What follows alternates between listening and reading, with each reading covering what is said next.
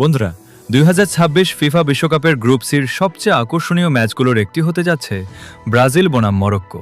ম্যাচটি অনুষ্ঠিত হবে ১৪ জুন ভোর ৪টায়। নিউ ইয়র্ক নিউ জার্সি স্টেডিয়ামে মুখোমুখি হবে দুই ফুটবল পরাশক্তি।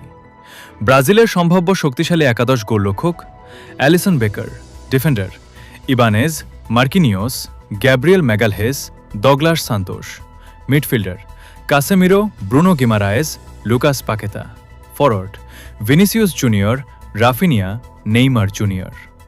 হেড টু হেড পরিসংখ্যান ব্রাজিল ও মরক্কো এখন পর্যন্ত দুইবার মুখোমুখি হয়েছে। ১৯৯৮ বিশ্বকাপে ব্রাজিল জিতেছিল ৩-০ গোলে। ২০২৩ সালে প্রীতি ম্যাচে মরক্কো জিতেছিল ২-১ গোলে। তাই হেড টু হেড রেকর্ডে দুই দলই একটি করে ম্যাচ জিতেছে। দুই দলের শক্তিমত্তা ব্রাজিল বিশ্বকাপ ইতিহাসের সবচেয়ে সফল দল, ৫ বারের চ্যাম্পিয়ন।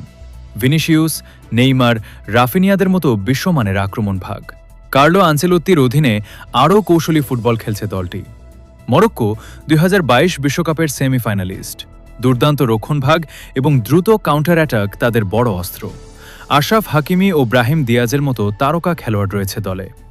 ম্যাচ প্রেডিকশন: এই ম্যাচে মরক্কো সহজ প্রতিপক্ষ নয়, তবে ব্রাজিলের তারকা সমৃদ্ধ আক্রমণ ভাগ এবং বড় মঞ্চের অভিজ্ঞতা তাদের কিছুটা এগিয়ে রাখছে।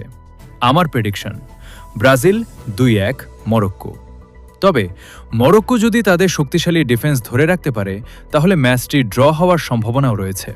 তোমাদের মতে এই ম্যাচে কে জিতবে, ব্রাজিল নাকি মরক্কো? কমেন্টে তোমার প্রেডিকশন জানাও।